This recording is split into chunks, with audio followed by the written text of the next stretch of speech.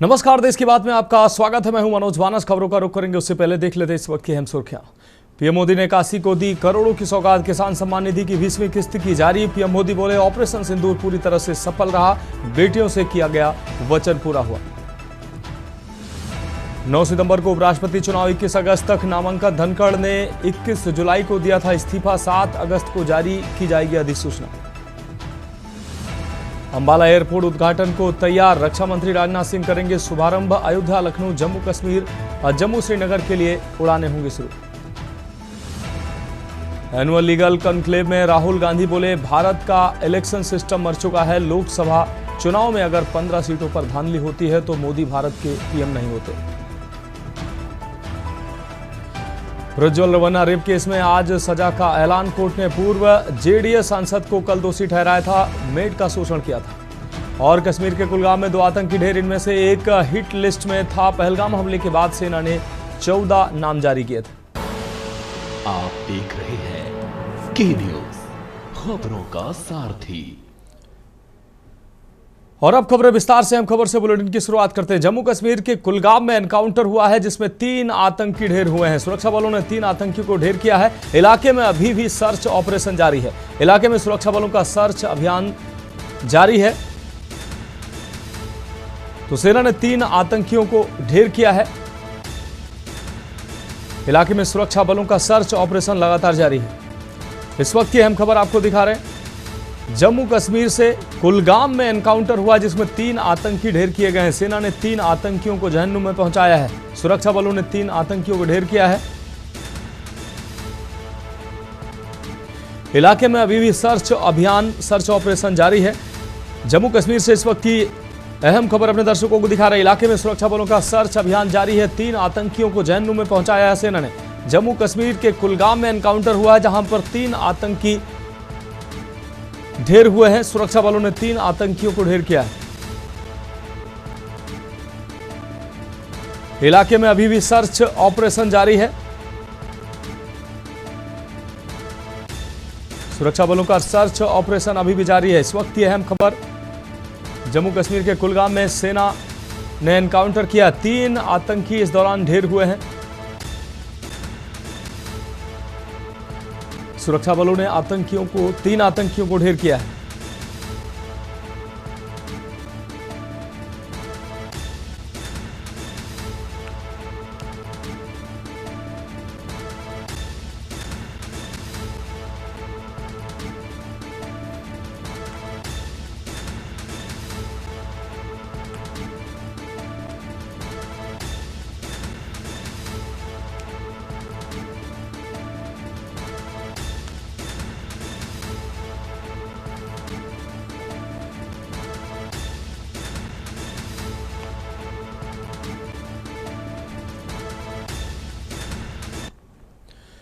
अब बढ़ेंगे अगली खबर की ओर। खबर छत्तीसगढ़ से, जहां मुख्यमंत्री विष्णुदेव साय दिल्ली दौरे से लौटे हैं। इस दौरान उन्होंने प्रधानमंत्री नरेंद्र मोदी से मुलाकात की और अमृत रजत महोत्सव में शामिल होने का न्योता भी दिया है, जिसे प्रधानमंत्री ने स्वीकार कर लिया है। ये आयोजन 15 अगस्त 2025 से 21 मार्च 2026 तक आयोजित होगा। इसके अलावा सीएम ने गृह मंत्री अमित शाह, सड़क परिवहन मंत्री नितिन गडकरी, खेल मंत्री मनसुख मांडविया और जल शक्ति मंत्री सीआर पाटिल से भी मुलाकात की है। नितिन गडकरी ने राज्य में 7,000 करोड़ रुपए के विकास कार्यों को मंजूरी दी है। वहीं बस्तर ओलंपिक अब खेलो इंडिया ट्रेवल्स गेम के रूप में राष्ट्रीय स्तर पर आयोजित किया जाएगा। मुख्यमंत्री ने नक्सलवाद की स्थिति पर भी चर्चा की और बताया कि सुरक्षा बल पूरी तरह से सतर्क हैं और नक्सलवाद पर अब समाप्ति की ओर है। आखिरी प्रहार नक्सलवाद पर किया जा रहा है। दिल्ली प्रवास था और आज ही लौट रहे हैं और इस दौरान हमारे देश के यशस्वी प्रधानमंत्री आदरणीय श्री नरेंद्र मोदी जी से मुलाकात हुई और इस साल हमारे छत्तीसगढ़ निर्माण का रजत जयंती वर्ष है। 25 वर्ष पूरे हुए हैं, तो इसको हम लोग अमृत रजत महोत्सव के रूप में मनाएंगे, जो कि 25 सप्ताह तक चलने वाला है। 15 अगस्त से लेकर 31 मार्च 2026 तक रजत जयंती अमृत रजत महोत्सव मनाएंगे। बढ़ेगी अगली खबर की उत्तर प्रदेश की राजधानी लखनऊ से अहम खबर है, जहां बकाया वसूली में लापरवाही पर कड़ी कार्रवाई की गई। सभी 20 अपर आयुक्तों को कारण बताओ नोटिस जारी किया गया। वैट वसूली में धीमी प्रगति पर उठे हैं सवाल। राज्य कर विभाग की पहली सख्त कार्रवाई सामने आई है। आपको बता दें, वसूली लक्ष्य पूरा न करने पर यह अहम कदम उठाया गया है। आपको बता दें, व्यापारियों की कुर्की में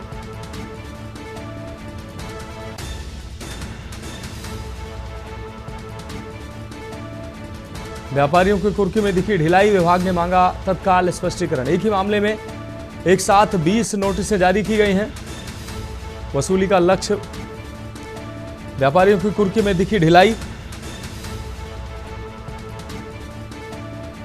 विभाग ने तत्काल मांगा है स्पष्टीकरण। एक ही मामले में एक साथ 20 नोटिसें जारी की गई हैं।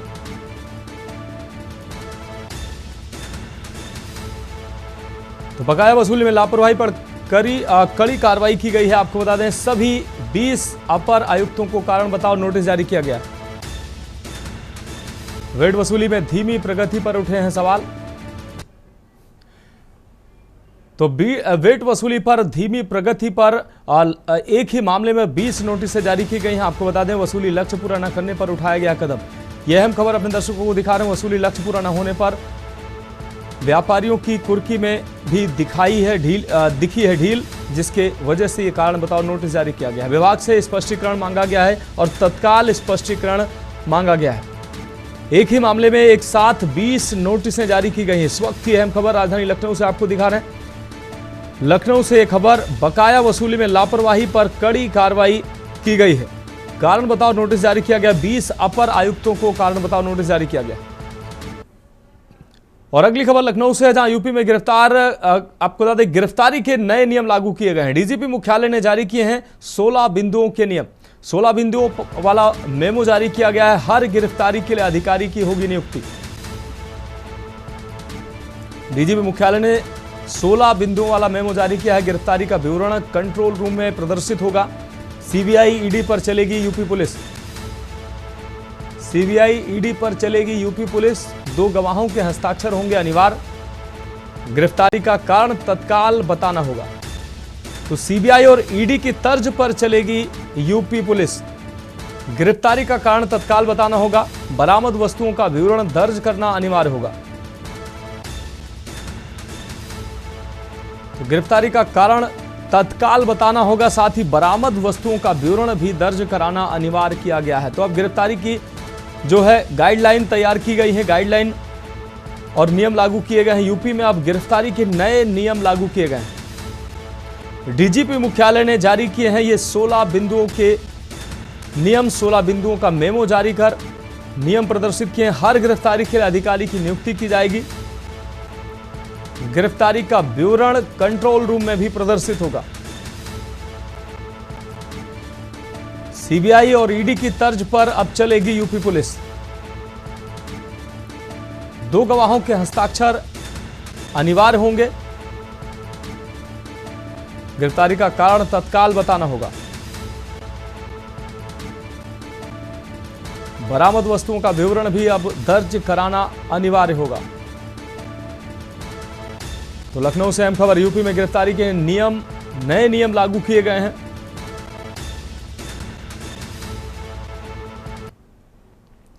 और अब बढ़ेंगे अगली खबर की ओर। गाजियाबाद से अगली खबर, जहां इंदिरापुरम में जीडीए की बड़ी कार्रवाई सामने आई है। ज्ञानखंड 1 में अवैध बेसमेंट पर चला है पीला पंजा।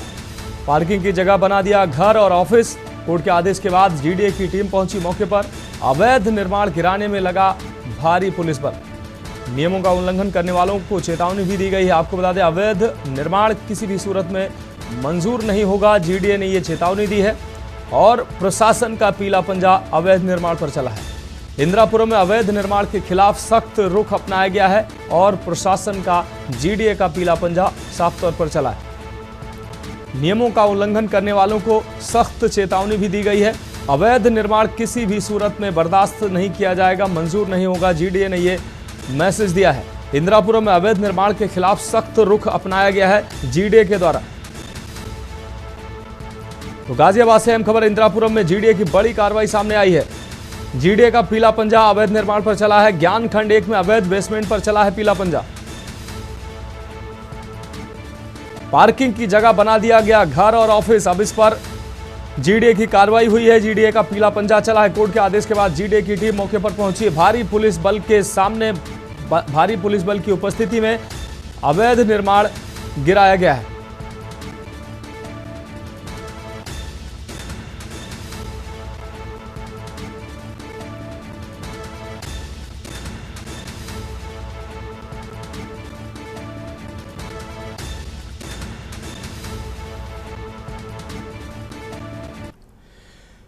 और अब बात करेंगे अगली खबर की। बुलंदशहर से अहम खबर, जहां संपूर्ण समाधान दिवस का आयोजन किया गया है। सीडीओ की अध्यक्षता में आयोजित किया गया है संपूर्ण समाधान दिवस।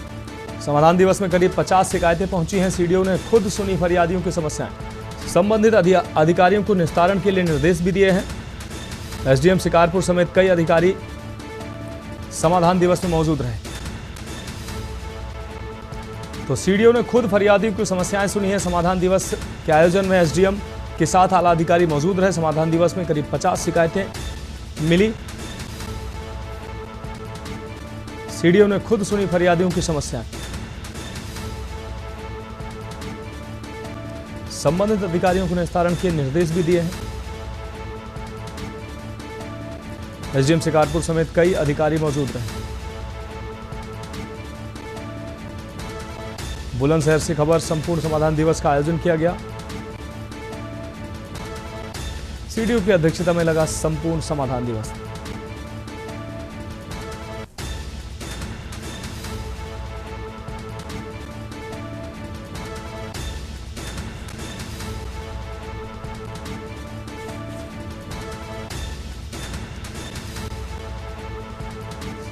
समाधान दिवस में करीब 50 शिकायतें पहुंची। और अब बढ़ेंगे अगली खबर की ओर। कानपुर से अहम खबर, जहां घास काटते वक्त माली की करंट से मौत हुई है। आपको बता दें, रामा यूनिवर्सिटी परिसर में यह हादसा हुआ है। परिजनों ने लापरवाही का आरोप लगाया है। इस दौरान परिजनों ने मुआवजे की मांग को लेकर स्वजन अड़े दिखाई दिए। सूचना पर मौके पर पहुंची बिठूर पुलिस ने जांच पड़ताल शुरू की है। बिठूर थाना क्षेत्र के रामा विश्वविद्यालय का ये पूरा मामला है। मुआवजे की मांग को लेकर स्वजन अड़े दिखाई दिए।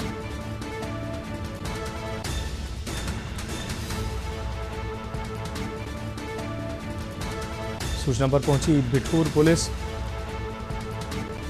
तो रामा यूनिवर्सिटी का यह पूरा मामला है, जहां घास काटते समय करंट की चपेट में आने से माली की मौत हुई है। इस दौरान परिजनों ने लापरवाही का आरोप लगाया है।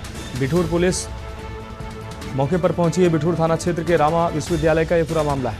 घास काटते समय माली की करंट लगने से मौत हुई है। परिजनों ने लापरवाही का आरोप लगाया है, साथ ही मुआवजे की भी मांग की है।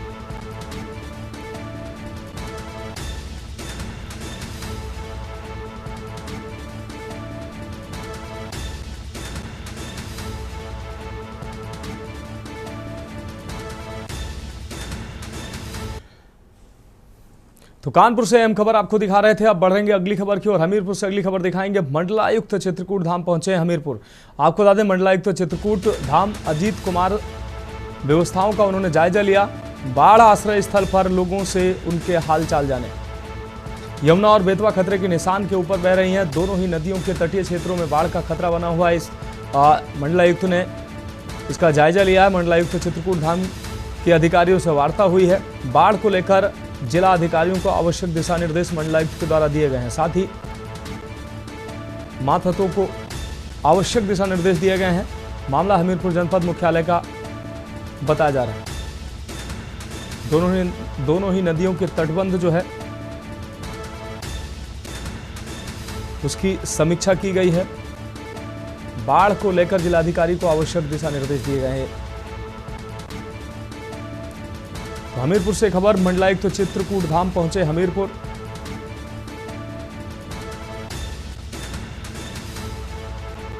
मंडलायुक्त अजीत कुमार हमीरपुर पहुंचे हैं। आज ये बाढ़ प्रभावित गांव थे, उनके लोग यहाँ शिविर में रुके हुए हैं। तो करीब 3-4 हजार लोग हैं। तो उनसे हमने देखा उनकी पूरी व्यवस्था को, और खाने पीने, दवाओं और इन सभी को देखा, रहने की व्यवस्था तो ठीक है। और कुछ जो चीजें हैं और होना चाहिए वो हमने डीएम साहब को निर्देश दे दिया गया है कि वो अच्छे से इनका ध्यान रखें। और अगर बाढ़ और आती है तो पानी और भरता है और गांव प्रभावित होते हैं, तो उसकी भी व्यवस्था के लिए तैयार रहें और जो प्लेसेस हैं उनको आइडेंटिफाई कर लें जो रुकवाने के लिए, और पूरी व्यवस्था रहे, किसी प्रकार का प्रभावित लोगों को दिक्कत ना हो। पशुओं के लिए भी चारे वारे की व्यवस्था करवाई गई है। बढ़ेगा अगली खबर की ओर। बुलंदशहर से अगली खबर है, जहां नाबालिग से छेड़छाड़ में 2 गिरफ्तार हुए हैं। आपको बता दें 2 दिन से छात्रा से छेड़छाड़ कर रहे थे आरोपी। कक्षा 10 की छात्रा का पीछा करते थे छेड़खानी करने वाले ये आरोपी। तो कक्षा 10 की छात्रा का पीछा करके छेड़खानी करते थे। ग्रामीणों के सहयोग से पहासू पुलिस ने गिरफ्तारी की है। शिकारपुर गांव के निवासी बताए जा रहे हैं दोनों आरोपी। नाबालिग के बाबा की तहरीर पर पुलिस ने एक्शन लिया है। पकड़े गए आरोपियों के खिलाफ एफआईआर दर्ज की गई है। पहासू थाना क्षेत्र में छेड़छाड़ का यह पूरा मामला सामने आया है।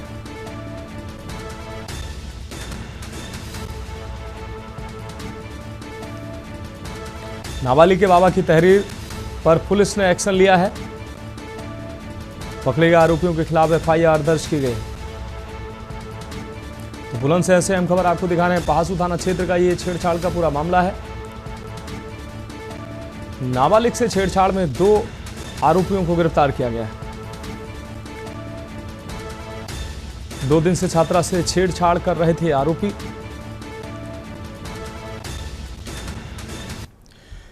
अब बढ़ेंगे अगली अहम खबर की ओर। कानपुर के विजेंद्र स्वरूप पार्क स्थित स्काउट हाउस में initiative for moral and cultural training foundation यानी कि IMCTF द्वारा पहली बार मूल्य निर्माण एवं राष्ट्र निर्माण विषय पर एक विशेष कार्यशाला का आयोजन किया गया। इस कार्यशाला में प्रधानाचार्य, शिक्षक और शिक्षाविदों ने भाग लिया है। कार्यक्रम का शुभारंभ दीप प्रज्वलन के साथ हुआ और इसमें पारिवारिक, मानवीय और सांस्कृतिक मूल्यों पर आधारित एक प्रेरणादायक फिल्म भी दिखाई गई है।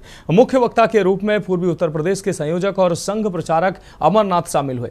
उन्होंने बताया कि वर्ष 2008 में IMCTF की स्थापना हुई थी और 2012 से संघ द्वारा इसके माध्यम से पूरे विश्व में जागरूकता का कार्य शुरू किया गया। संस्था के प्रमुख अभियान जैसे पेड़ वंदना, गुरु वंदना और देशभक्ति थीम पर आधारित कार्यक्रम युवाओं में संस्कार और राष्ट्र के प्रति जिम्मेदारी जागृत करने के उद्देश्य से चलाए जा रहे हैं। कार्यशाला में राष्ट्र निर्माण में सांस्कृतिक जागरूकता की भूमिका पर विशेष चर्चा हुई है।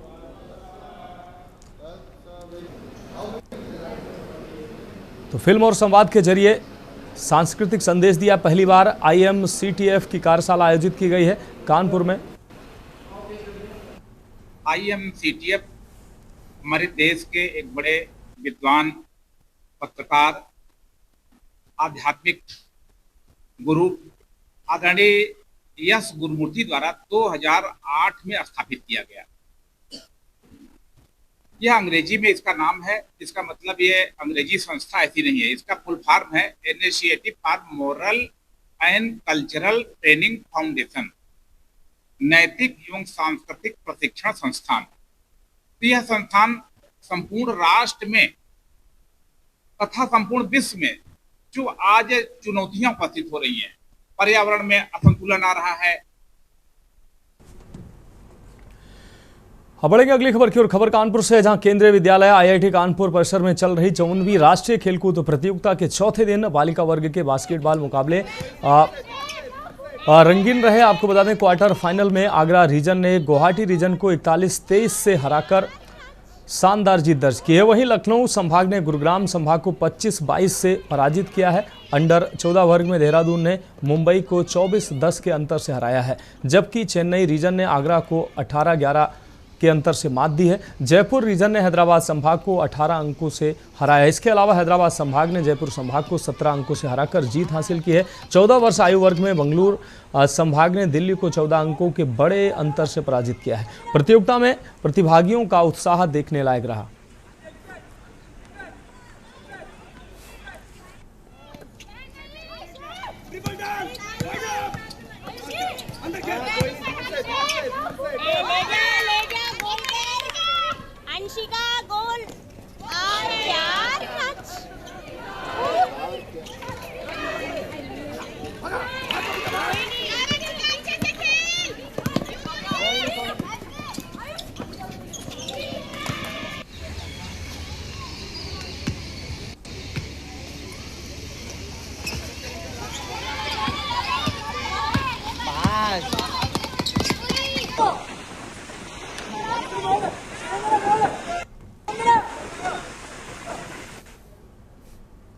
फिलहाल खबरों में वक्त एक ब्रेक का, जल्द हाजिर होंगे।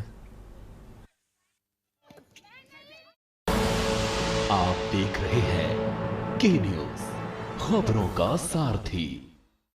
ब्रेक के बाद इसके बाद में एक बार फिर से आपका स्वागत है। रुक करेंगे अगले अहम खबर का। कानपुर के घाटमपुर क्षेत्र के मकरंदपुर मजरा उस्मानपुर स्थित प्राथमिक विद्यालय के बच्चों को पेड़ की छाया में बैठकर अध्ययन करना पड़ रहा है। एक तरफ शासन सर्व शिक्षा अभियान के तहत जहां विद्यालयों को बेहतर बनाने का दावा करता है, वहीं बच्चों को एमडीएम सहित यूनिफॉर्म और जूते मोजे आदि मुहैया कराकर शिक्षित बनाने के लिए प्रेरित किया जा रहा है। बच्चों को अन्य सुविधाएं मुहैया कराते हुए आधुनिक संसाधन भी मुहैया कराए जा रहे हैं। सुरक्षा के लिहाज से स्कूलों की बाउंड्री वॉल का निर्माण कराकर खेलकूद आदि गतिविधियों से भी जोड़ा जा रहा है। इसके बावजूद मकरंदपुर मजरा उस्मानपुर स्थित पार्षदीय विद्यालय में नामांकित बच्चों को पेड़ के नीचे बैठकर ओपन स्कूल में अध्ययनरत होने का ये अनुभव कराया जा रहा है।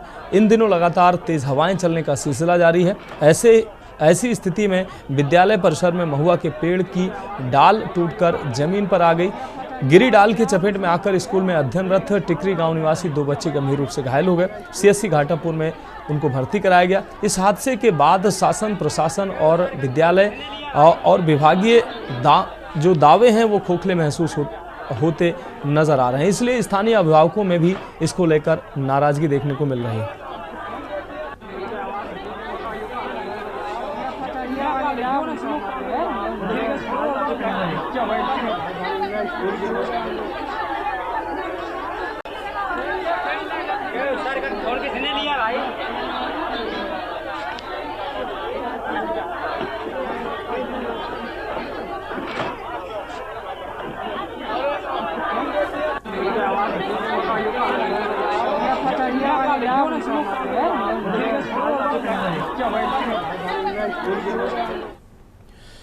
बढ़ेंगे अगली खबर की ओर। सहारनपुर में भाजपा का झंडा लगी कार से आरोपी का मेडिकल कराने के मामले में दारोगा समेत 3 पुलिसकर्मियों को लाइन हाजिर कर दिया है। प्राथमिक जांच के बाद ये कार्रवाई की गई है। आपको बता दें अभी जांच चल रही है। रिपोर्ट के बाद आगे की कार्रवाई होगी। नकुड़ के गांव तिरपड़ी निवासी ईश्वरचंद की शिकायत पर 25 जुलाई को एंटी करप्शन टीम ने जिला विद्यालय निरीक्षक कार्यालय से स्टेनो अजय कुमार को 5,000 की रिश्वत लेते रंगे हाथों पकड़ा था। उसी दिन एंटी करप्शन ने कार्रवाई कर आरोपी थाना सदर बाजार को सौंप दिया था। अगले दिन पुलिस आरोपी का मेडिकल परीक्षण कराने के लिए अस्पताल पहुंची थी, जिसमें भाजपा का झंडा लगी कार का इस्तेमाल किया गया था। वीडियो वायरल होने के बाद एसएसपी ने जांच अधिकारी सीओ द्वितीय शैलेंद्र प्रताप गौतम को नामित किया था।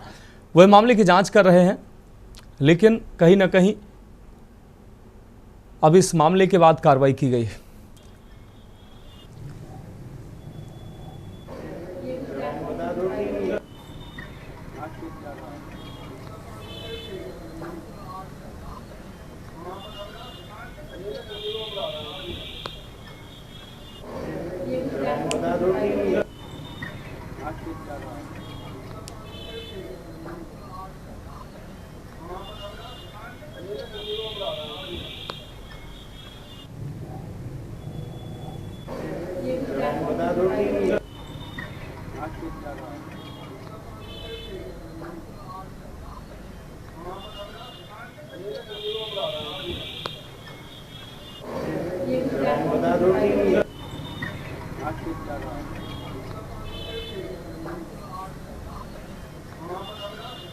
तो एंटी करप्शन की टीम ने कार्रवाई की थी। एंटी करप्शन टीम के कार्रवाई के बाद आरोपी का मेडिकल परीक्षण कराया गया था और जिस कार का इस्तेमाल किया गया था उसमें भाजपा का झंडा लगा था। इसके बाद अब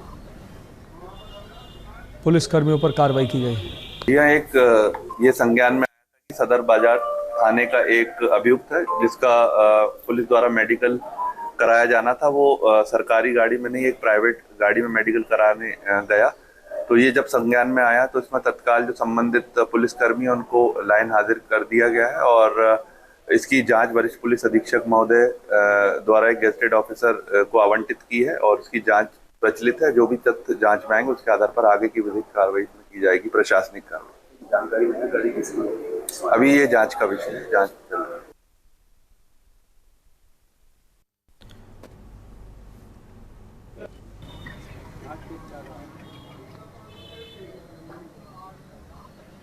तो एंटी करप्शन की टीम की कार्रवाई सामने आई है। आपको बता दें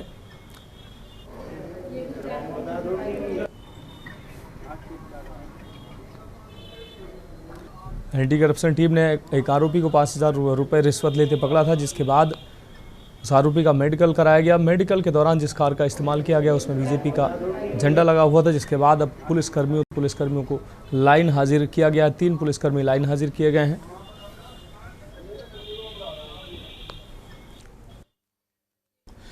बढ़ेगी अगली खबर की ओर। बुलंदशहर के शिकारपुर से भाजपा विधायक और पूर्व मंत्री अनिल शर्मा ने शनिवार को अपनी ही सरकार की बिजली विभाग के खिलाफ मोर्चा खोल दिया है। लगातार बिजली कटौती और कर्मचारियों की हड़ताल से परेशान होकर उन्होंने बिजली विभाग परिसर में धरना दिया और अधिकारियों की कार्यप्रणाली पर गंभीर सवाल उठाए हैं। विधायक ने चेतावनी दी है कि बिजली आपूर्ति में तत्काल सुधार नहीं हुआ और जेई की हाजिरी माफ की गई तो आंदोलन और तेज किया जाएगा। उन्होंने विभाग पर भ्रष्टाचार का आरोप लगाते हुए कहा कि जेई किसानों और आम लोगों से रिश्वत वसूल रहे हैं। ग्रामीण क्षेत्रों में महज 4 से 5 घंटे और शहरी इलाकों में 12 से 14 घंटे की बिजली आपूर्ति पर नाराजगी जताते हुए अनिल शर्मा ने स्पष्ट किया है कि जनता की समस्याएं अब बर्दाश्त नहीं होंगी।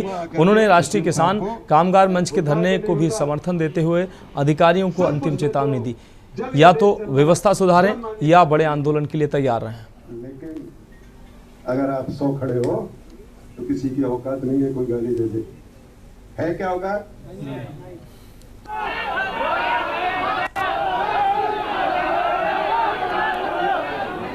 तो कल को 1 लाख किसान यहाँ इकट्ठा हो जाएगा ऐसी सब के नेतृत्व में, आदरणीय वीरेंद्र सिंह लॉर्ड साहब के नेतृत्व में ये धरना लगाया गया। मुझे आमंत्रित किया गया तो मैं यहाँ आया। अभी सबसे बड़ी समस्या जो करप्शन, भ्रष्टाचार यहाँ जेई फैलाते हैं, संविदाकर्मी फैलाते हैं, अन्य स्तरों पर जो उगाही किसान के साथ होती है, तो उसको लेकर के हम लोगों ने धरना दिया है और विभाग ने आश्वासन दिया है कि उन समस्याओं को ठीक करेंगे। अगर ठीक नहीं हुई तो बड़ी संख्या में ये धरना दोबारा रिपीट करेंगे।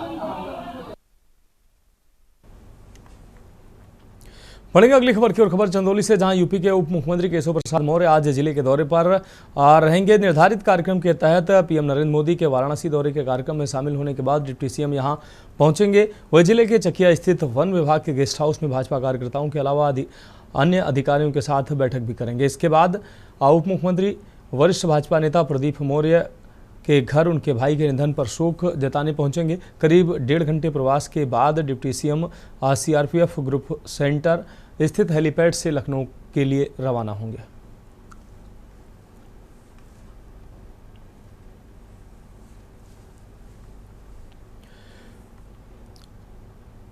बढ़ेंगे अगली खबर की ओर। प्रतापगढ़ के महेशगंज थाना क्षेत्र में पुलिस और स्वाट टीम की संयुक्त कार्रवाई में 2 अंतर जनपदीय लुटेरों को गिरफ्तार किया गया। मुठभेड़ में 25,000 के इनामी लुटेरे और उमेश पाल के पैर में गोली लगी है, जिसे इलाज के लिए सीएससी महेशगंज भेजा गया। दूसरा बदमाश नीरज कुमार पटेल मौके से पकड़ा गया। बदमाशों के कब्जे से तमंचे, कारतूस, मोबाइल और मोटरसाइकिल बरामद हुई है। दोनों पर प्रयागराज, भदोही और प्रतापगढ़ में लूट, चोरी, हत्या के प्रयास और आर्म्स एक्ट के कई मामले दर्ज हैं।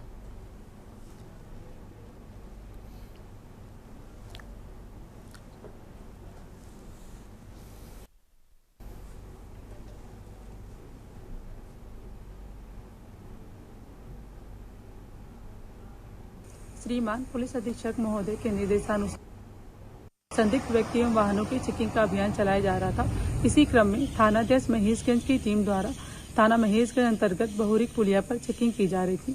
तभी एक बाइक पर 2 व्यक्ति आते हुए दिखाई दिए, जिनको थानाध्यक्ष महेशगंज की टीम द्वारा रुकने का इशारा किया गया तो वे भागने लगे तथा पुलिस द्वारा जब पीछा किया गया तो उनके द्वारा पुलिस पर फायरिंग कर दी गई। आत्मरक्षार्थ पुलिस द्वारा भी फायरिंग की गई।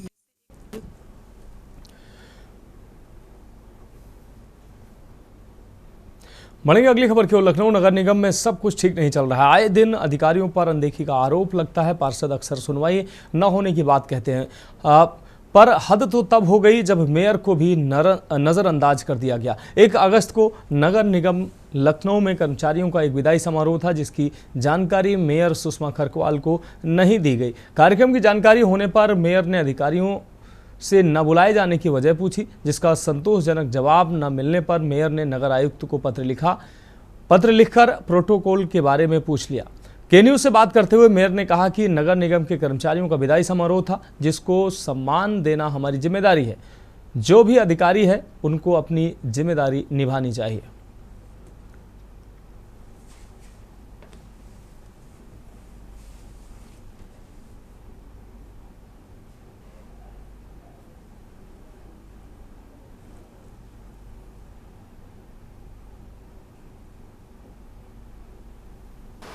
लखनऊ नगर निगम हाल ही में 44वें पायदान से तीसरे पायदान सुरक्षा संरक्षण पहुंचा था, जिसकी कहीं ना जिसमें अहम भूमिका लखनऊ मेयर की थी।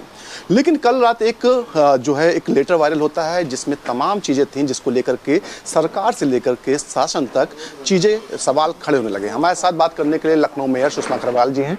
मैम, कल एक लेटर वायरल हुआ, क्या बात? वायरल नहीं हुआ, मैंने भेजा है क्योंकि हमारे 20 लोग कल रिटायर हुए हैं संस्था से और 8 लोगों की नियुक्तियां हुई हैं मृतक आश्रित पे। जिन लोगों ने 35-40 साल इस संस्था को अपने जीवन के सुनहरे पल दिए हैं, उनके रिटायरमेंट का उनका सम्मान उनको भेजना चाहिए। तो अधिष्ठान के अपर आयुक्त तो भी नहीं आई थी, जिसमें मेरी नाराज़गी थी कि कम से कम विभागीय अध्यक्ष, मैं जो अधिष्ठान के अपर नगर आयुक्त को जिम्मेदारी दी है, किसी जब मैं वहाँ पे मुझे कर्मचारी ने फ़ोन किया कि आप आए नहीं, तो मैं दिल्ली से आ रही थी, तो जब मैं वहाँ पे गई तो मुझे कोई नहीं मिला। तो मैंने फिर फ़ोन करके अपर नगर आयुक्त को बुलाया, तो उन्होंने कहा कि मेरी मीटिंग थी। अगर मीटिंग थी तो ये कार्यक्रम 2 घंटा बाद दूसरे दिन हो सकता है, हमारे विभाग का है, लेकिन कम से कम जो हमारे संस्था में अपने 35 साल दे चुके हैं उनको सम्मान, उनके परिवार के लोग आए थे, उनके बेटा बहू नाती पोते सब आए हुए थे, उनको सम्मान विदाई देना चाहिए था। मेरा सिर्फ ये मकसद है और कोई नहीं। मैम, इससे पहले तमाम पार्षदों ने भी आरोप लगाया था कि जो नगर आयुक्त हैं वो समय नहीं देते हैं, तो ऐसे में क्या आगे आने वाले समय में आप उनसे बातचीत करेंगे कि पार्षद हो या मामान्य लोग उनसे मुलाकात करें? ऐसा किसी ने कोई आरोप नहीं लगाया, ना पार्षदों ने ना महापौर ने। मेरा मतलब है कि जिसकी जो ड्यूटी है, चाहे महापौर की ड्यूटी हो, चाहे पार्षद की ड्यूटी हो, चाहे नगर आयुक्त की ड्यूटी हो, चाहे अपर आयुक्त हो, जो भी जिसकी जो ड्यूटी है उसको ईमानदारी से निभाएं। हमारे साथ मेयर लखनऊ सुषमा अग्रवाल जी, इनका साफ तौर पर कहना, जिम्मेदार जो है वो जिम्मेदारी निभाए और निश्चित तौर पर आने वाले समय में तमाम चीजें हैं उन पर भी ध्यान दिया जाएगा। लखनऊ से के न्यूज के लिए अश्विनी कुमार, सहयोगी आदित्य के साथ। अगली खबर अलीगढ़ से है, जहां अटेवा के बैनर तले गांधी पार्क से डीएम कार्यालय तक कई संगठनों ने विरोध प्रदर्शन किया है। अटेवा पेंशन बचाओ मंच के बैनर तले एनपीएस, यूपीएस और निजीकरण, संविदा, आउटसोर्सिंग, स्कूल मर्जर के विरोध में रोष मार्च निकाला गया। रोष मार्च निकालने के दौरान लोगों में भारी आक्रोश दिखाई दिया। गांधी पार्क से लेकर डीएम कार्यालय तक सरकार विरोधी नारे लगाए गए। अटेवा पेंशन बचाओ मंच के बैनर तले कई संगठनों ने, सफाई कर्मचारी संगठन, ग्रामीण पंचायती राज संगठन, फार्मासिस्ट संगठन, चतुर्थ कर्मचारी संगठन, जूनियर शिक्षक संघ और बहुत सारे संगठनों ने एकत्रित होकर विरोध प्रदर्शन किया। सभी संगठनों ने विरोध प्रदर्शन के दौरान कहा कि अगर मांग नहीं मानी जाती है तो 25 नवंबर को दिल्ली में उग्र आंदोलन होगा। अटेवा पेंशन बचाओ मंच के बैनर तले विरोध प्रदर्शन करते हुए तमाम पदाधिकारी दिखे।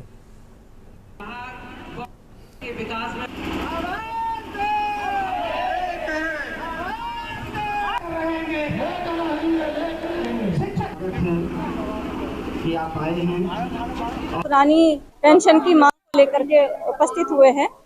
हमने अंबेडकर पार्क से लेकर के यहाँ डीएम आवास तक रैली निकाली है और सरकार से अपनी मांगों की पूरी करने के लिए कहा। सर, हमारी पुरानी पेंशन की मांग है।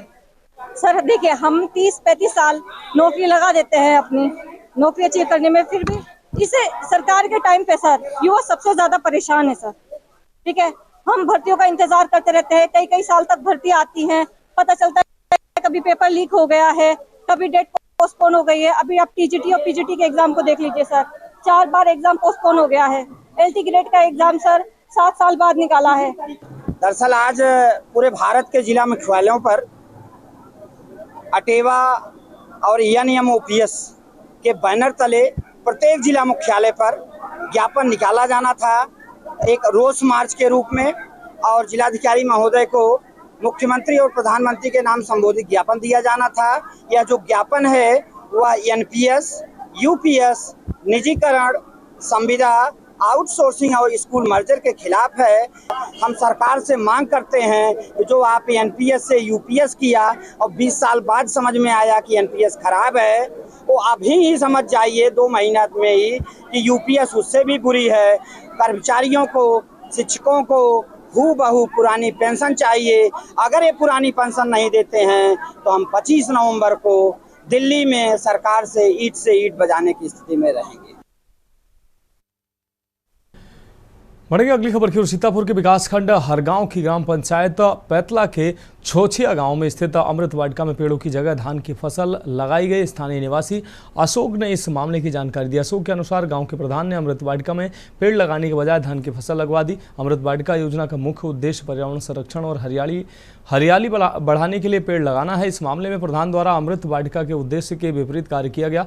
वाटिका में पेड़ों की जगह धान की खेती करना नियमों का उल्लंघन माना जा सकता है। स्थानीय प्रशासन की ओर से अभी तक इस मामले पर कोई कार्रवाई नहीं की गई है।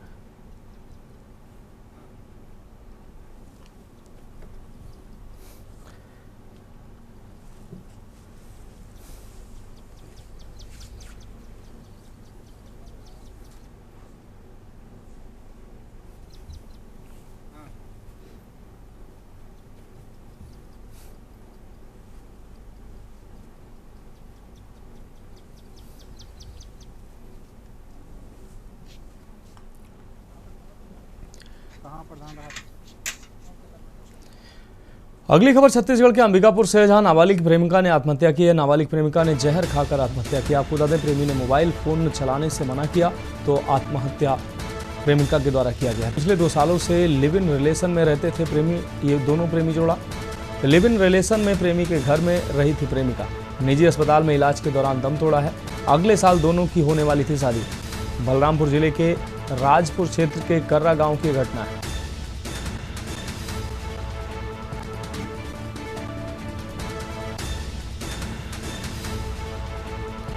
निजी अस्पताल में इलाज के दौरान दम तोड़ा है युवती ने। अगले साल दोनों की होने वाली थी शादी। बलरामपुर जिले के राजापुर क्षेत्र के कर्रा गांव की घटना है।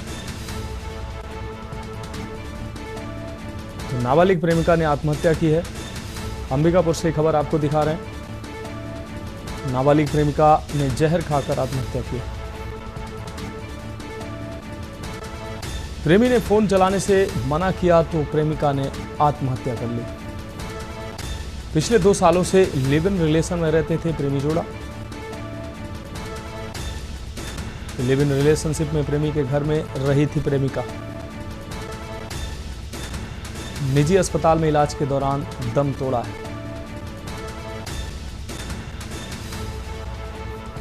अगले साल दोनों की होने वाली थी शादी।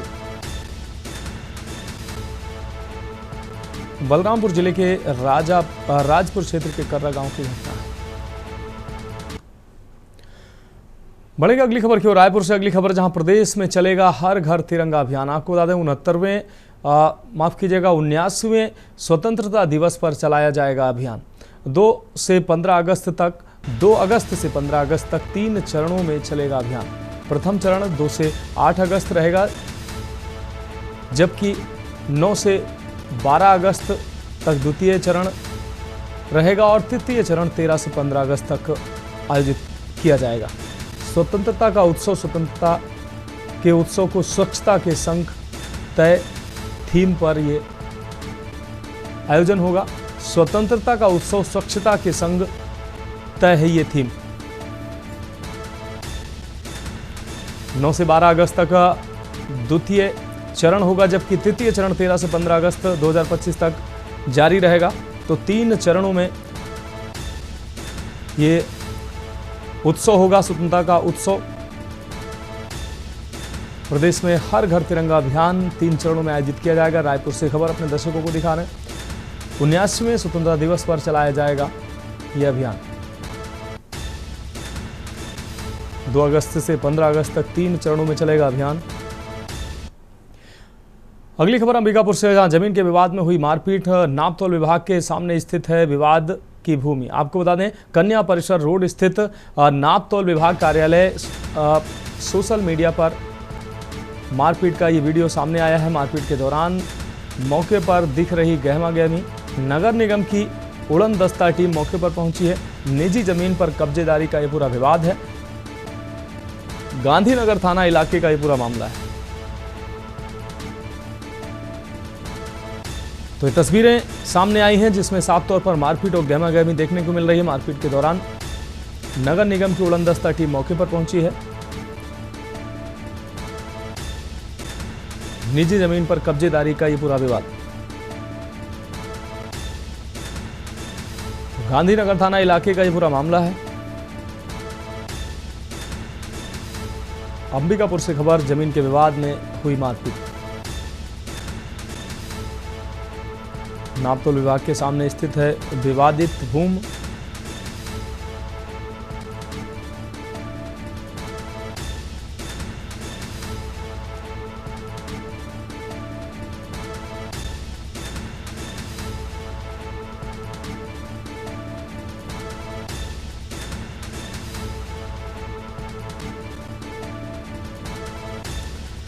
नगर निगम की उड़नदस्ता टीम मौके पर पहुंची है।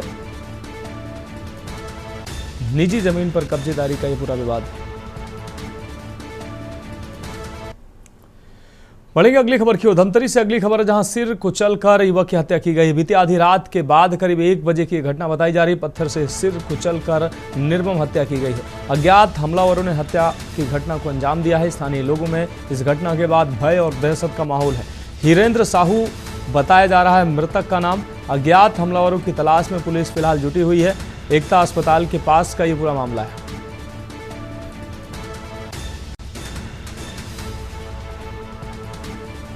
स्थानीय लोगों में इस घटना के बाद दहशत और भय का माहौल है।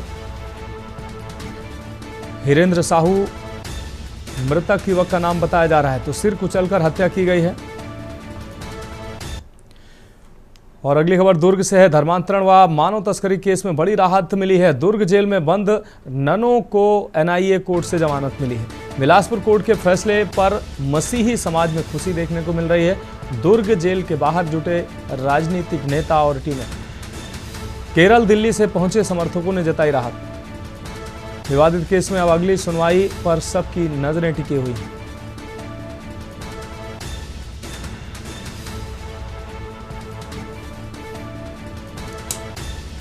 बिलासपुर कोर्ट के फैसले पर मसीही समाज में खुशी देखने को मिल रही है। दुर्ग जेल के बाहर जुटे राजनीतिक नेता और टीमें। तो केरल दिल्ली से पहुंचे समर्थकों ने जताई खुशी।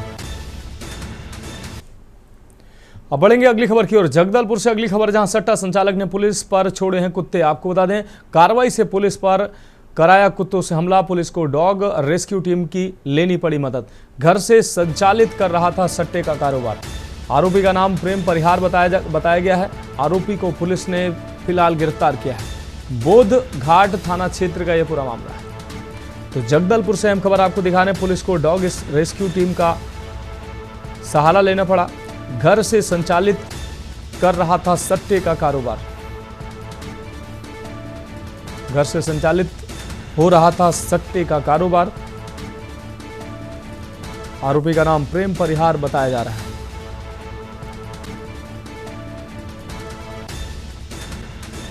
आरोपी को पुलिस ने गिरफ्तार किया है।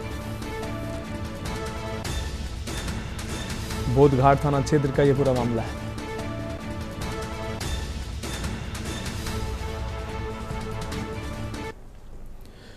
बढ़ेंगे अगली खबर की ओर। धमतरी शहर के एकता अस्पताल के पास बीती रात एक युवक की जघन्य हत्या से सनसनी फैल गई है। मृतक की पहचान हीरेंद्र साहू के रूप में हुई है। पुलिस के अनुसार आरोपी यशवंत ध्रुव ने पत्थर से सिर कुचलकर हत्या की वारदात को अंजाम दिया। घटना रात 12 से 1 बजे के बीच बताई जा रही है। घटनास्थल पर पहुंची पुलिस ने फॉरेंसिक टीम के साथ साक्ष्य जुटाए हैं। आसपास के सीसीटीवी फुटेज की जांच की जा रही है। इस दिल दहला देने वाली वारदात से स्थानीय लोगों में आक्रोश है। आक्रोश का माहौल है। पुलिस ने आरोपी की गिरफ्तारी के प्रयास तेज कर दिए हैं।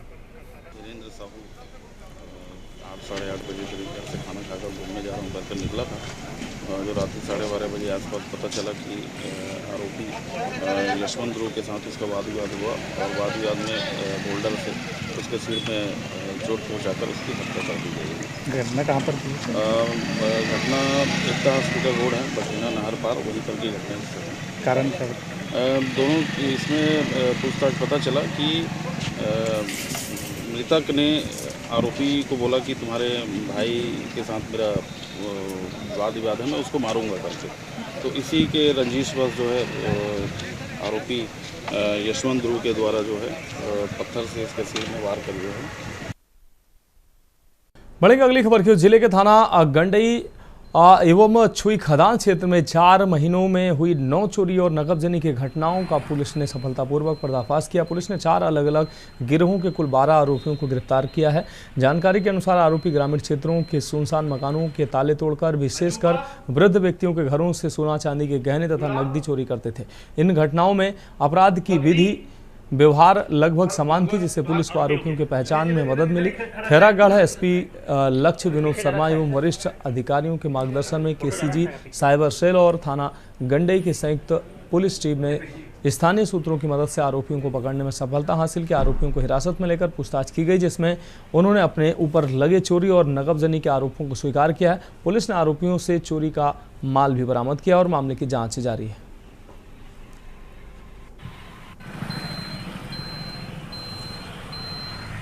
टोटल 9 ऐसे अपराध थे जिनको इन्होंने अंजाम दिया, जिसका हमने तथा नगदी रुपयों की चोरी कर लेते हैं। उपरोक्त मामलों का अज्ञात आरोपी की पतासाजी की जा रही थी।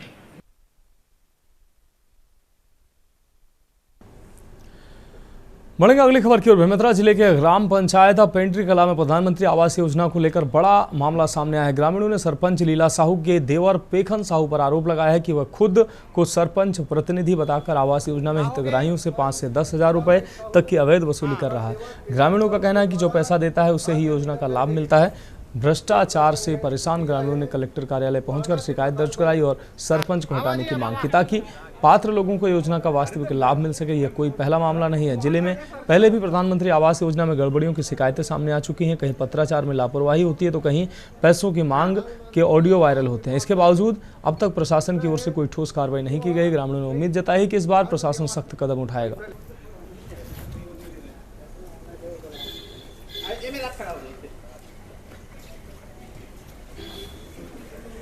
आमन साहब यह शिकायत कर कलेक्टर में और जिला सीओ में कि हमारे गांव के सरपंच मनमौजी कर रहे थे। सरपंच के साथ साथ उखर देवर पेखन साहू वो दोनों जाले पूरा मनमौजी कर रहे थे, जिसे हम पंचायत प्रस्ताव कर रहे हैं कि मुर्मी ये जहानी से डालने 3 जन सुकृति जेकर पावती हमारे में हवा है। उखर बावजूद बिना पूछे मनमौजी डालत रही से तेल हमन मैं बोले कि भैया जिन पंचायत प्रस्ताव हुए है तेल में डाल लेते, एक बचत पैसे में डाल लेते। तो मैं सरपंच होता हूँ, जिन करने दिन कर सकता हूँ। थोड़ा आवास वाला सरपंच साहब है ओकरे शिकायत करे बरा रहे हैं 7,000 मही दे। हाँ तब वो पास हुई सब है पेखन साहू लीला मनोहर को खरीदेवाल बिना पैसा नहीं करन की दी तब 5,000 दे और 7,000। कितना किस्त पर 7,000 दे हो? अब बहुत 2 किस्त डले है कि तीसरा तो नहीं है। तीसरा ही तब कोई पता नहीं है क्या कहा थे। कल शिकायत प्राप्त हुई है, हम लोग शिकायत की जांच करेंगे और लगातार जो है हम लोग जागरूकता अभियान चला रहे हैं। सब तरफ मुनादी भी करने के निर्देश हैं। सारे जनपद सीओ को मुनादी करने के लिए बोला गया है कि जहां भी प्रधानमंत्री आवास में किसी प्रकार की शिकायत जो अक्षम है और जहां भी इस प्रकार की स्थिति मिलती है वहां पर FIR कराया जाए और लोगों को जागरूक किया जाए कि किसी भी जियो टैग लेवल पर हो, चाहे किस्त जारी राशि करने के ऊपर है, कहीं पर भी किसी प्रकार की इसमें पैसे देने की आवश्यकता नहीं पड़ती है। कुछ असामाजिक तत्व जो है अनैतिक रूप से लाभ लेने की दृष्टि से यदि इस प्रकार के और यदि शामिल होते हैं आम व्यक्ति भी, तो उनके खिलाफ भी FIR करने के निर्देश दिए गए हैं। इस बीच उत्तर प्रदेश के कानपुर से बड़ी खबर सामने आ रही है। कानपुर से इस वक्त की बड़ी खबर सामने आ रही है। कानपुर में AI बेस्ड PC मीटिंग का प्रयोग किया गया है। JSBM प्राचार्य ने AI वार्ता में भाग लिया है। इस वक्त की बड़ी और अहम खबर अपने दर्शकों को कानपुर से दिखा रहे हैं। डॉक्टर संजय काला मोबाइल फोन से जुड़े।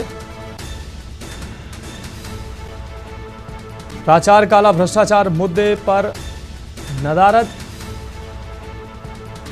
संयुक्त निदेशक नियुक्तियों में नियमों की अनदेखी की बात कही जा रही। आपको बता दें प्राध्यापक की अनुपस्थिति से उठे सवाल। चिकित्सा शिक्षा DG ने 13 जनवरी को जांच पत्र जारी किया है। सारिका गुप्ता हमारी संवाददाता ज्यादा जानकारी के लिए फोन लाइन से हमारे साथ जुड़ चुके हैं। सारिका, JSBM के जो प्राचार्य हैं वो दर्शन का हवाला देकर सवालों से बचते नजर आए हैं। इस दौरान नियुक्तियों में गड़बड़ियों की बात सामने आ रही है। वो बैठक में अनुपस्थित होने से उनके कई सवाल खड़े हुए हैं। क्या कुछ अहम अपडेट है इस पर? बिल्कुल, मैं बता दूं जिस तरीके से कानपुर में जो है जीएसवीएम मेडिकल कॉलेज में एआई वार्ड बनाने को लेकर आज एक प्रेस वार्ता का आयोजन किया गया था और उस प्रेस वार्ता में खुद जीएसवीएम के प्राचार्य संजय काला मीडिया को बताने वाले थे कि एआई वार्ड किस तरीके का होगा और उससे क्या बेनिफिट होने वाले हैं।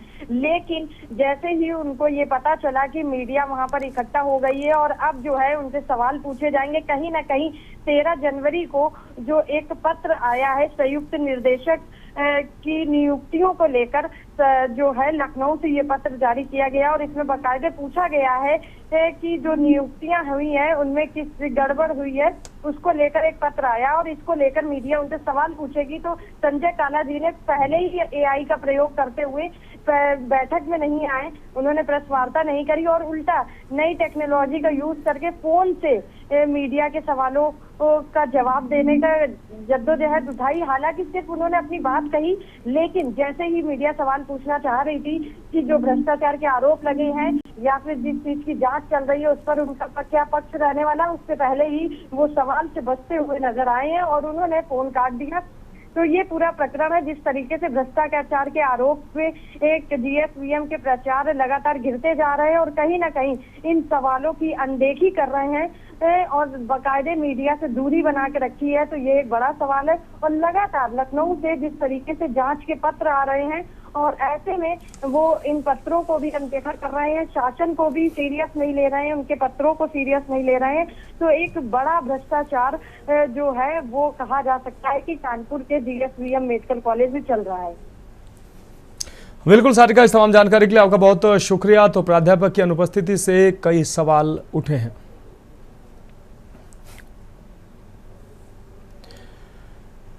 बढ़ेंगे अगली खबर की ओर। जिले के थाना गंडई एवं छुई खदान क्षेत्र में पिछले 4 महीनों में हुई 9 चोरी और नकबजनी की घटनाओं का पुलिस ने सफलतापूर्वक पर्दाफाश किया। पुलिस ने 4 अलग अलग गिरोहों के कुल 12 आरोपियों को गिरफ्तार किया। जानकारी के अनुसार आरोपी ग्रामीण क्षेत्रों के सुनसान मकानों के ताले तोड़कर विशेषकर वृद्ध व्यक्तियों के घरों में सोने चांदी के गहने तथा नकदी चोरी करते थे। इन अपराध की घटनाओं की विधि व्यवहार लगभग समान थी, जिससे पुलिस को आरोपियों की पहचान करने में मदद मिली। कारागढ़ एसपी लक्ष्य विनोद शर्मा एवं वरिष्ठ अधिकारियों के मार्गदर्शन में केजी साइबर सेल और थाना गंडई की संयुक्त पुलिस टीम ने स्थानीय सूत्रों की मदद से आरोपियों को पकड़ने में सफलता हासिल की।